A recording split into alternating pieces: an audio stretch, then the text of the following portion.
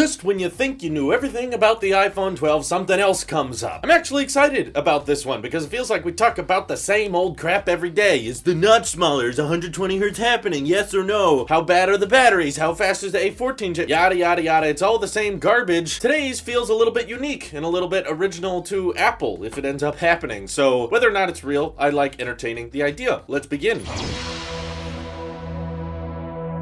Right, so this leak comes from posts on Weibo, so don't necessarily believe it right away, and everything Apple Pro is tweeting a lot about it, and, a few months back, he was saying 120 hertz is confirmed, and now he's saying 120 hertz is definitely not happening, so, just because he's talking about it, I wouldn't say it's for sure happening. But the leak is that essentially Apple is planning on having this circular ring of magnets on the inside of the iPhone 12, and Apple is even going to be incorporating these magnets into phone cases. Why would the iPhone have magnets? Well, apparently it should help with perfect alignment on wireless chargers. So, as you guys know, Apple has supported Qi charging since 2017, and why do magnets have anything to do with Qi charging? Well, it sounds like Apple may be working on their own custom wireless charger. It's not AirPower! Oh my god, let me extinguish that idea from the very beginning, because I could already tell some of you were gonna run with that. This confirms AirPower! It's actually, if this leak is true with the magnets in the iPhone 12 thing, this completely disproves any leak that suggested AirPower is coming back, because the whole premise of the idea is that the phone is able to basically be placed near this Apple branded or Apple certified wireless charger, and because it's magnetic, it just kind of clicks into place like MagSafe. So you don't have to worry about aligning the iPhone exactly right on a wireless charger. These magnets will jump it into place and lock it there. That way you know for sure, okay, this is definitely charging now, and who knows, maybe we'll get those exclusive AirPower charging animations if you're using an Apple certified wireless charger. And I'm sure the new iPhones will definitely still support standard Qi charging. It's just Apple, you know how they are. They have to do something a little bit different. They need something unique to them and say, okay, now we have like the made for iPhone MFI wireless chargers that have this magnetic support, and there's also some other perks that can come along with that. Not only does it make it very easy and secure to drop it on a wireless charger and have it snap into place, but if these magnets are strong enough, which based on these leaks it seems like they could be, you might be able to drop this easily on some type of,